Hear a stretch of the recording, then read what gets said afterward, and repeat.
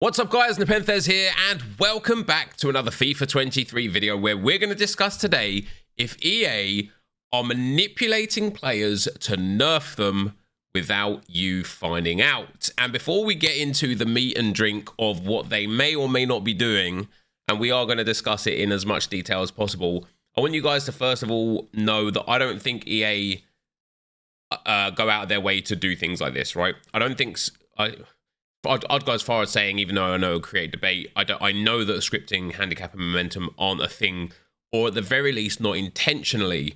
However, based on Chemgate, the fitness issue back in FIFA 16, where players' chemistry wasn't working properly, fitness was getting replenished immediately and such, I do believe that there is a possibility that something may well go on behind the scenes without EA's knowing, without it being on purpose, that could influence things. And as an example of that, one of the things that I personally think is something in the game that I will just never be able to prove is that I think at certain times, based on certain parameters I don't even know how to replicate, the AI of you and your opponent is different. Like obviously you can only control one player at a time in the game, or you know, if you play a lock or use second man press a second and moving the goalkeeper. But sometimes there's just an unexplainable difference between the AI and the way it plays. And of course, when you play squad battles, the AI gets set to amateur, beginner, semi-pro, pro. I don't even know what the next one is. Like difficult, like, you know, whatever it goes to, right? And obviously the AI in game, even for a 1v1 online situation, the AI that you're not, you know, the players that you're not controlling, the AI players, they have to be set to start something. There has to be a standard there. And I wonder if sometimes that changes based on random parameters, and that's what causes sometimes a massive difference. Now, again, I don't think that's necessarily something that would be there on purpose, but it's definitely something that I think may well exist. So to today, Josh sent me this. I've seen a few tweets about it on Twitter, and I went to Reddit, and there seems to be this understanding that EA are nerfing your players by giving them permanent, invisible injuries. And basically, if you have an injured player, you will know that you have an injured player, because I don't have any in my club, unfortunately, but you will have an injury symbol on them where it's like, you know, same as the contract, same as the loan symbol. There'll be an injury symbol there that basically says this player's injured. And then you either sit them on the reserves for the number of injured games and the injury depletes every time you play a game, or you apply an injury card to them and you can remove the injury straight away like that. I'm just trying to see if I have an injured player here, which I don't. And of course, I don't think injuries serve a purpose in FIFA Ultimate Team anyway. I think it's pointless. But I tried to find some literature on what do injuries actually do to in-game stats. You know, sometimes when your player gets injured in the game, they will stumble. Sometimes they'll pull up with a hammy. That's usually when they've got no stamina. Sometimes they'll have the little injury symbol above their head for 5, 10, 20 minutes in game. But we don't actually know, or at least I couldn't find the literature on what effects that has in game, if any. The only thing I could find, and when I say I could find it, actually Josh sent me this, it says if it's the same as FIFA 14, which I think it is, every stat while injured will be -2 up to -4, depending on severity. And that's also from 3 years ago, talking about FIFA 14, which was 6 years prior. So it is reasonable to assume that it has changed, if that in fact was the system, that it has changed since then. But because we can't find anything on it, we have to base our theories and our understanding now on what I'm about to show you guys on two things. Number one, do you think injuries do anything in game? And number two, is this injury bug a reason for players playing poorly? And what I mean by the injury bug is, I've picked up Patrick Vieira here. He was the first player that I could find. I've got so many players in my club and I don't really play too many games, so to find a player like this, it was quite difficult. But as you can see here, Patrick Vieira, it says injury, foot. Injury duration, 0. Current yellow cards, 1. Current red cards, 0.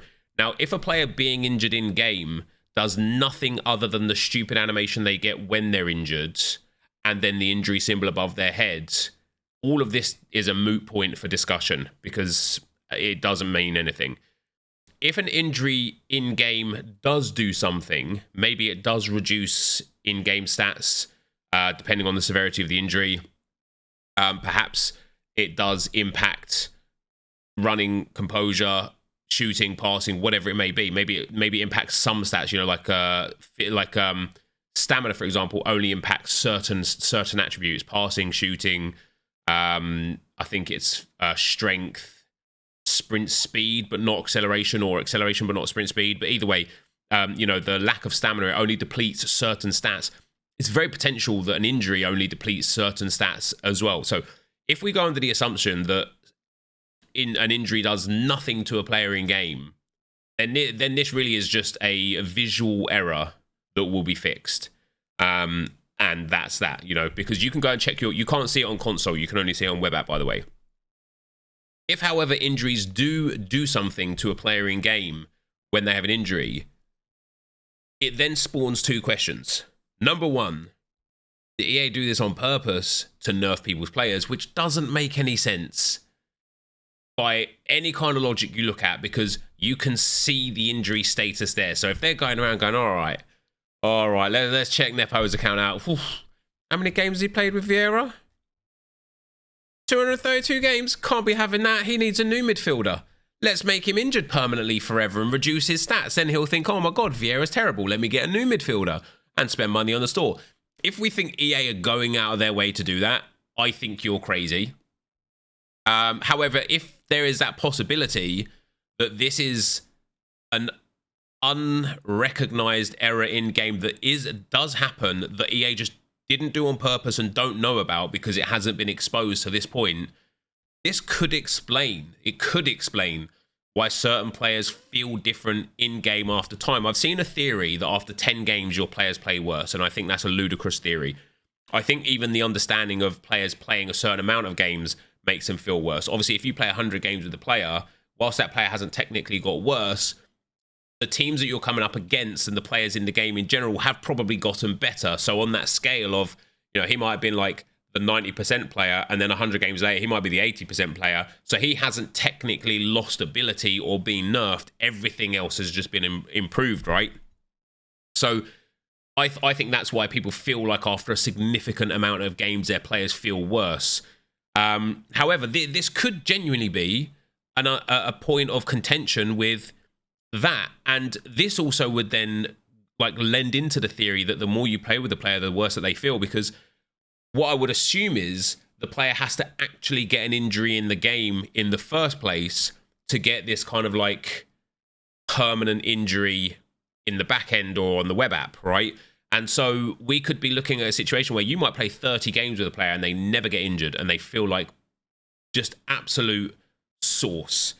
Then they get injured in a game, and because we're not looking out for it or trying to think about it, or it doesn't enter into our mindset, we put the injury card on them, we go into the next game, and we carry on playing. And it might take some games, some time, some days, some weeks before you're like, wow, this player just isn't as good as they were. Like, what's happened? What feels different? We would never have known about this. Now, it's something to think about. It's something to look at. Take for your own account, take for your own like team. Go to your team and just have a look at your team and think, which players have I got in my squad that used to feel crazy and now don't anymore? Go onto the web app, check them on the web app, see if they've got an infinite permanent injury. And I just wanted to show you guys, Vieira doesn't have an injury, right? And I don't think on here, you can't see, there you go. It says injury duration 0, current red card 0, and injury none. And just for the avoidance of doubt that somebody doesn't say maybe he had the injury and you've applied the injury card to him, I will go back out of foot and refresh the web app and log back into the web app and show you guys that actually this Patrick Vieira, who is in my reserves, when we go to player bio and attributes, still has the foot injury there. And this isn't me just trying to manipulate it for clicks. So in short, guys, this may just be a visual glitch, and even if it's not a visual glitch and he has got a permanent injury in game to his foot, it also may mean nothing if injuries don't do anything to in-game stats when people play. However, this may be something that could be a reasonable understanding as to why certain players start feeling like they're different. And it also could be something that is in the game on accident, like Chemgate, like the fitness glitch of old, like a potential discrepancy between AIs playing and at what level they're playing at when you're against somebody in champs or rivals or, you know, draft or whatever. It could be everything and it could be nothing at all. But I'll let you be the decider of your own opinion on that one, and hopefully we'll get a response from EA to give us some clarity on what this is. And for some people that won't be enough; they'll just still believe their belief anyway. And for some people that will be enough. But let me know what you think, guys, down below. I will be very interested to hear your thoughts. And for now, I'm out. Peace.